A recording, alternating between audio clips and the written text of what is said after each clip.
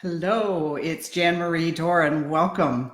Welcome to my Facebook Live. And today I'm going to be talking about how to listen to the voice of love, not the voice of fear.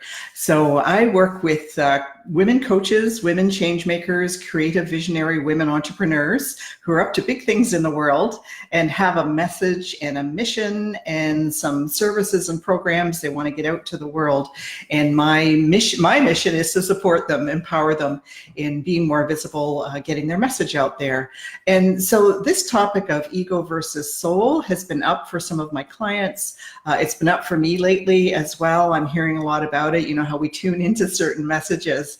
So as a coach, I've been a business coach for 20 years for women coaches and women entrepreneurs, and I focus a lot on the business side, the strategy side, but always did the personal work, the spiritual work in the background, more in the background, didn't talk about it as much. I did early on when I started, but then I got into the more practical, tangible things. So now it's shifting for me personally, and I think for a lot of women, it's more the personal growth side, the spiritual side that's so important.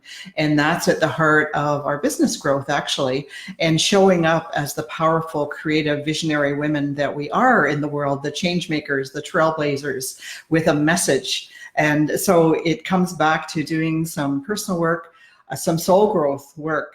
And that's the spiritual side of business growth, I'd say, the personal growth side. So I just want to talk about this today, give you some ideas and about listening to soul versus ego and what the difference is, how you can tell the difference, because I notice a lot of women, myself included, are in our heads a lot of the time. I think it's the nature of, if you're online, if you're in business, you're thinking about things. A lot of things online are little bits and pieces, you know, even social media. You have to think about, what am I going to say? So we're in our heads, and it's almost become an epidemic, I think, now, of being in our heads. I know that's been my default mode for a long, long time. And when you're in your head, in your mind, that's your ego usually. And that's where all our limiting thinking comes from our ego mind. And that's the small mind part of ourselves. And we're trying to operate from that place. And so exponential growth can't happen from that place. It doesn't. So the women I'm working with are wanting to get to that next level, the next level south, the next level of their message, of their work, getting, you know, even deeper into their soul work, which is the path that I've been on for the last 2 years or so, really shifting more into soul versus ego, what that looks like, what that sounds like. And so if you feel that you've been in your head a lot, that usually means also that we're listening to the voice of fear. If we're in our head, we're listening to the ego, and the ego is always afraid, basically. Here I am doing Facebook Lives. I've started doing them recently, and I've committed to consistently showing up.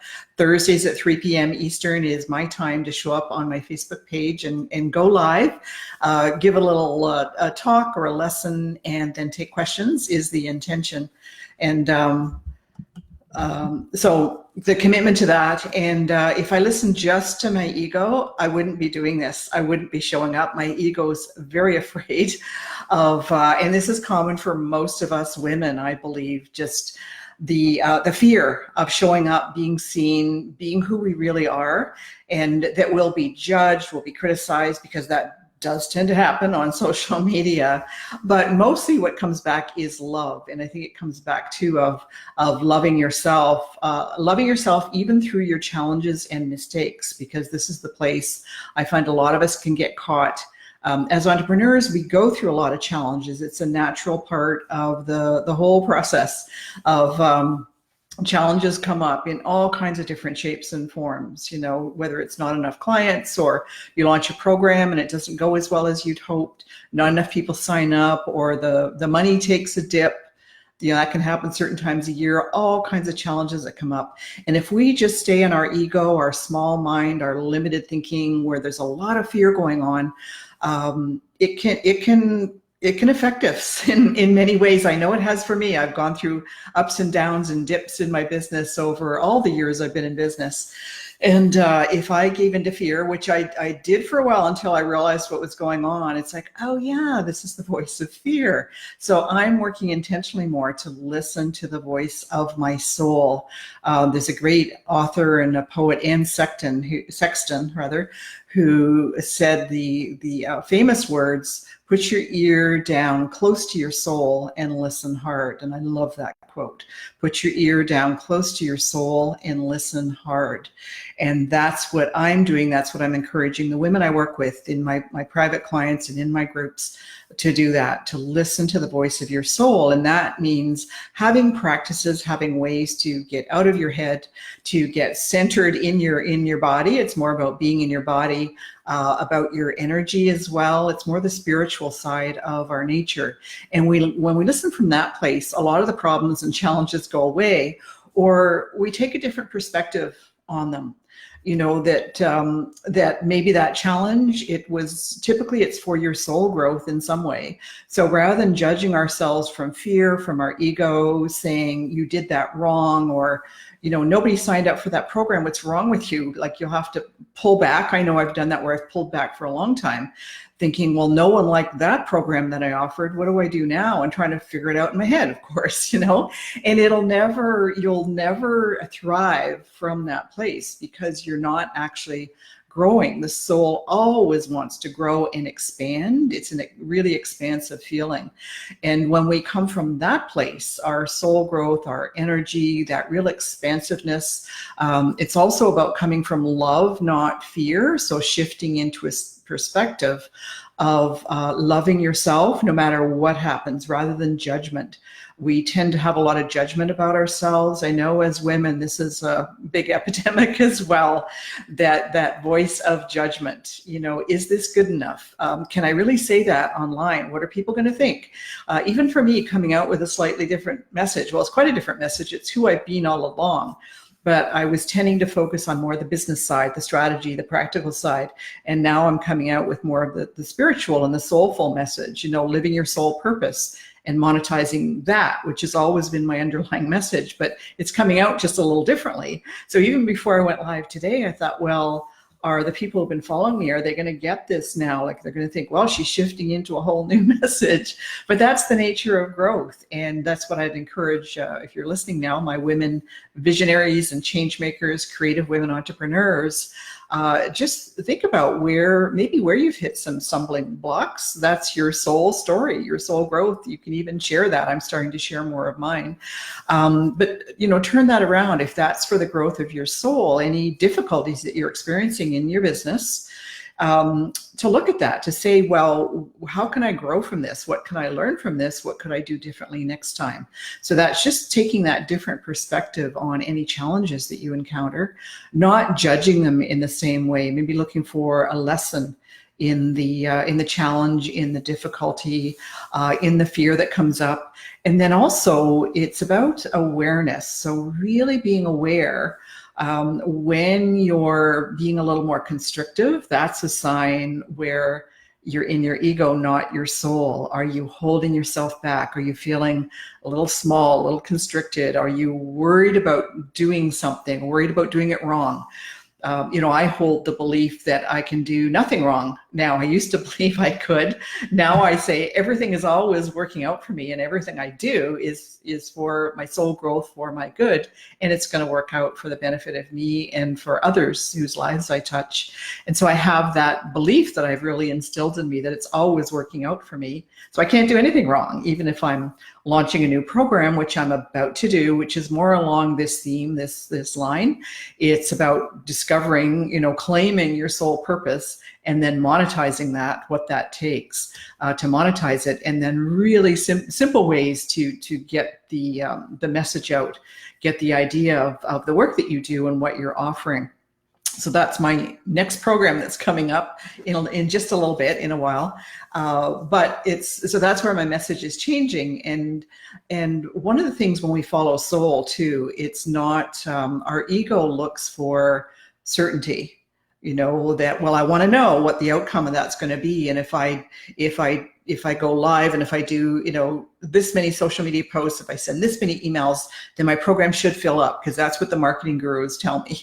But your soul knows differently, that when you come from soul, it's not so much about that kind of outcome. It's always going to work out for you, and the people that are meant to hear your message are going to receive your message, and they're going to be attracted to your energy, not just your particular program offer. They're attracted to your energy. So that's why working on your energy, dropping down into your soul, listening to your soul voice, what that's saying. And I will be talking more about this over the weeks, more practices, more energy practices as well, how to really feel into that expansiveness rather than the constriction that we often feel. And it's a body sensation as well, being aware of it. I was saying it's more about being consciously aware of what's going on, how your energy's feeling, what thoughts you're thinking, and are those thoughts helping you to be more expansive, or are they causing you to constrict down, be more fearful? So you can notice that about any thought, anything you're doing. And for we as women entrepreneurs, I find this is coming up many times every day, multiple times, because we're often having to reach out to do things that might feel uncomfortable. And there's no certainty in this. We can't look for certainty. The only certainty is coming back home to yourself, being really grounded in yourself, being connected to, I'll call it soul guidance. It's divine guidance. There is guidance available to us if we're connected to it and if we're listening. What I find myself and a lot of women I work with, we get so busy that we're not listening. So a lot of what I teach now is more the spiritual, the personal practices. Typically they're in the morning, but you can also do them through the day. There's lots of different practices. And as I said, I'll talk more about those over the upcoming weeks, and definitely in my new program that's coming up as well. It's for creative, visionary women entrepreneurs. So today, though, is about listening to soul, not ego, is what I want to talk about. And so the voice of the ego, because some people say, well, how do I tell the difference? How do I know if it's my ego or if it's my soul? So if you're listening to a particular thought and it feels, constrictive, if it feels a little judgmental, fearful, if it causes you to be anxious, that thought is more than likely coming from ego.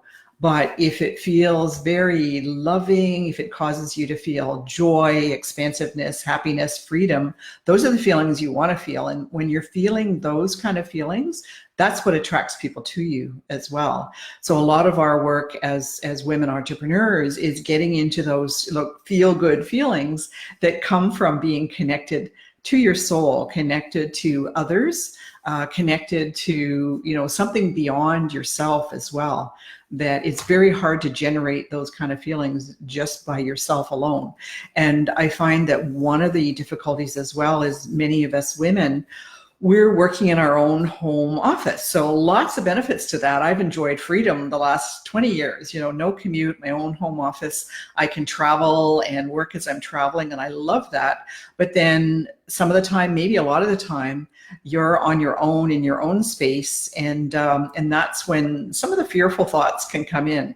So the soulful practice is so very important for we creative, visionary women entrepreneurs who are up to great things in the world and have a powerful message.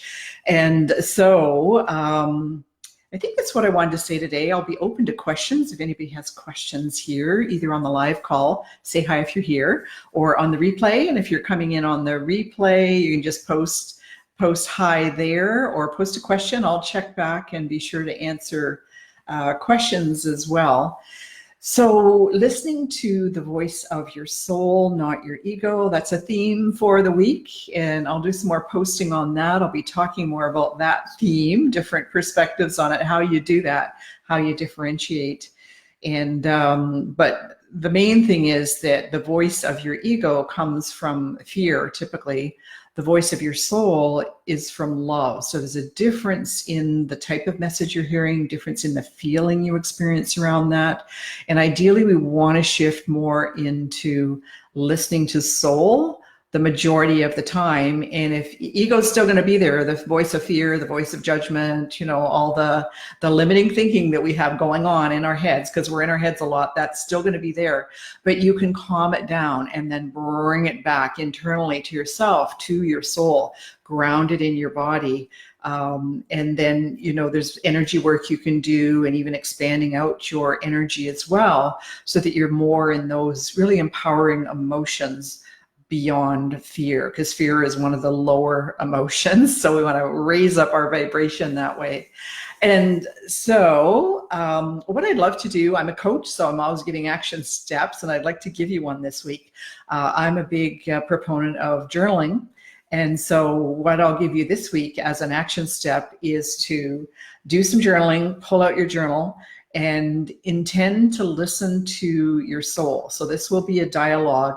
It's really great to ask a question. You might even, so you get grounded and centered. I like to light a candle. I have some essential oils as well when I'm doing my journaling. Do just a brief meditation to get grounded and centered, maybe some breath work, some breathing as well. But then the journaling process. So you might ask yourself, so your intention is to listen to your soul. And you might say something like, what's the next step for me? If it's related to your business, what's the next step in my business? What's the next offer to make? So from that place, and it's a dialogue. So you're asking a question, and the answer is coming back from your soul, from that deeper internal place. Some call it, could be intuition, whatever word you use, but it's some place where you're connected more internally and allow the answer to flow from that place. And then the big trick there is actually following that inspired action that you're guided to take. Very important to do that. So listening to that action. I used to be worried, a lot of us, I know when we start this, we're worried about listening, that we're going to be asked to do more than we are capable of doing. You're never asked that. You're never given something you're not capable of doing. And again, think of it that you're being guided into growth and expansion, which as coaches and change makers, that's what it's all about. We need to be growing and expanding. Otherwise, we're constricting and shrinking and getting smaller. That's where your income suffers as well. So if you're one of the women in my audience whose income has been shrinking, then very, very important to listen to your soul and follow that, because guidance is always there, always available for us. And when you start to follow that, it's step by step. It's a faith walk. It's a step-by-step journey every day. What's the thing I can do today? You don't get the whole laid out, 90-day or 3-year plan, when you sit down and journal. Sometimes that comes if you're intending to do more of a plan, but typically it's the next step. It's step by step. You're walking into your soul growth. So free write, do some journaling, ask a question that you want to get an answer to, someplace you're struggling, you're challenged by, and it could be anything. And then just free write the guidance that comes. It's like an answer from your soul, and then take the action. Often you're guided to an action because the action is what actually takes you into that. We can sit and meditate and journal and think about it for a long time, but unless you're actually engaging with the world in some way and taking an action, it's not going to result in the abundance and the joy that you want, which comes from connecting to yourself, connecting to others. So that's my little talk for today. As I said, if there's any questions, if anybody wants to pop in with a question, either now or if you're on the replay, just let me know you listened in. Let me know what you think about this whole idea of listening to soul versus ego. More to come on this topic. I think it's a really important theme in these times where we're being called to a higher level of conscious awareness, basically. And as women, we can really lead the way in this area. So I encourage you to do that, take some steps. Join me next time. I've committed to showing up on my Facebook page, and I stream it into my group as well, 3 p.m. Eastern time on Thursdays, every Thursday, and that's 12 p.m. Pacific time. And right now in the UK, that would be 8 p.m. as we do the time change. I think later this month there's a time change soonish. So check online. I use timeanddate.com to get the local time. But 3 p.m. Eastern is my time weekly on my Facebook page and in my group, which is coachesandchangemakers.com. You're welcome to join us there as well. We get some engaging dialogues there. I'll have more activity happening in that group as well. So join me next week, same time, 3 p.m. Eastern, and we'll see you then. So bye for now. Jan Marie Dorr. Bye.